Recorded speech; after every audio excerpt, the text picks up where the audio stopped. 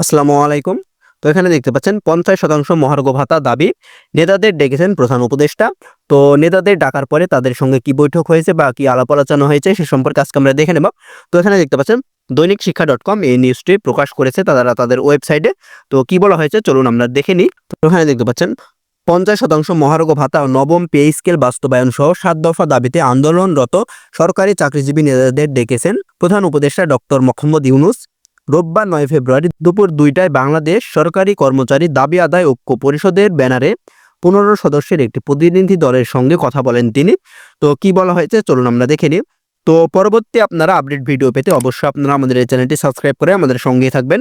এখানে দেখতে পাচ্ছেন সাক্ষাতের বিষয়টি নিশ্চিত করে বাংলাদেশ সরকারি কর্মচারী উন্নয়ন পরিষদের সাধারণ সম্পাদক ও ঐক্য পরিষদের সমন্বয়ক আসাদুল ইসলাম বলে, দীর্ঘদিন ধরে আমরা আন্দোলন করছি। সর্বশেষ ৭ ফেব্রুয়ারি শুক্রবার কেন্দ্রীয় শহীদ মিনারে মহাসমাবেশ করেছি। এরপর আজ প্রধান উপদেষ্টা কার্যালয় থেকে আমাদের ডেকেছেন। ১৫ সদস্যের একটি প্রতিনিধি দল দেখা করতে যাচ্ছি। তিনি জানান, আমাদের ৭ দফা দাবি হলেও মূলত ৫০% মহার্ঘ ভাতা ও নবম পে স্কেল দ্রুত বাস্তবায়ন, এই ২ দফা দাবির প্রতি বেশি গুরুত্ব দেব। ছাত্র জনতা যে বিপ্লবের মধ্য দিয়ে বৈষম্যহীন দেশ গড়ার প্রত্যয়ে এ সরকার দায়িত্ব গ্রহণ করেছেন। আশা করি কর্মচারীদের বেতন ভাতা নিয়ে যে বৈষম্যর শিকার সেটি ডক্টর ইউনূস বুঝবেন এবং তাৎক্ষণিক ব্যবস্থা গ্রহণ করবেন। প্রধান উপদেষ্টার সঙ্গে সাক্ষাৎ করতে যাচ্ছেন কর্মচারী কল্যাণ ফেডারেশনের সভাপতি ওয়ারেস আলী, বাংলাদেশ সরকারি কর্মচারী উন্নয়ন পরিষদের সভাপতি জিয়াউল হক, সাধারণ সম্পাদক আসাদুল ইসলাম সহ সভাপতি আশফাকুল আশিকিন, ১১ থেকে ২০ ফোরামের সভাপতি লুৎফর রহমান, সম্পাদক মাহমুদুল হাসান, খায়ের আহমেদ মজুমদার ও আন্তঃবিশ্ববিদ্যালয় কর্মচারী ফেডারেশনের সভাপতি সেলিম মিয়া, তৃতীয় ও চতুর্থ শ্রেণীর কর্মচারী সমিতির নেতা রফিকুল আলম ও সালদার রহমান।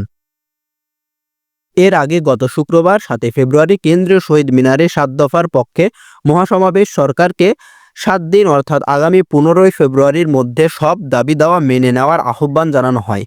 অন্যথায় সারা দেশে সব অফিসে কর্মবিরতি সহ কঠোর কর্মসূচির হুঁশিয়ারি দেন তারা।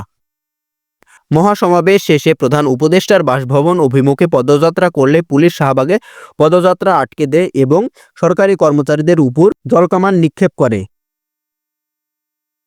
তাদের দাবিগুলো হচ্ছে পে কমিশন গঠন করে বৈষম্য মুক্ত নবম পে স্কেল ঘোষণা, বেতন স্কেলের পার্থক্য সমারোহে নির্ধারণ ও গ্রেড সংখ্যা কমাতে পে কমিশনে ১১ থেকে ২০ গ্রেডের কর্মচারী প্রতিনিধি রাখা, অন্তর্বর্তীকালীন সময়ের জন্য ন্যূনতম ৬,০০০ টাকা মহার্ঘ ভাতা প্রদান। তো তারা চেয়েছে অন্তর্বর্তীকালীন সময়ের জন্য যেন তাদের ৬,০০০ টাকা অন্তত মহার্ঘ ভাতা দেওয়া হয় এবং যে সকল কর্মচারী নিজ গ্রেডের বেতন বৃদ্ধির শেষ ধাপে পৌঁছে গেছে তাদের বাৎসরিক বেতন বৃদ্ধি নিয়মিত করা। এছাড়া রয়েছে বৈষম্যহীন এক ও অভিন্ন নিয়োগ বিধি এবং আপগ্রেডেশন পদোন্নতি নীতিমালা বাস্তবায়ন।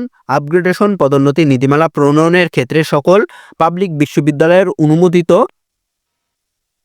আপগ্রেডেশন পদ্ধতি নীতিমালা পর্যালোচনা করে সর্বোচ্চ সুবিধাপ্রাপ্ত অভিন্ন নীতিমালা বাস্তবায়ন করা এবং ব্লক পোস্ট নিয়মিতকরণ সহ শতভাগ আপগ্রেডেশন পদোন্নতি প্রদান করা। তো দেখতে পেলেন তাদের যে ৭ দফা দাবি তারা কি দাবি পেশ করেছে এবং তাদের মূলত দাবি হচ্ছে যে ২টি দাবি, সেটি হচ্ছে যে আপনাদের ৫০% মহার্ঘ ভাতা ও নবম পে স্কেল দ্রুত বাস্তবায়ন, এই ২টি দাবির প্রতি তারা বেশি গুরুত্ব দিবেন। তো পরবর্তী আপডেট পেতে অবশ্যই আপনারা আমাদের চ্যানেলটি সাবস্ক্রাইব করবেন। এ পর্যন্ত ধন্যবাদ সবাইকে।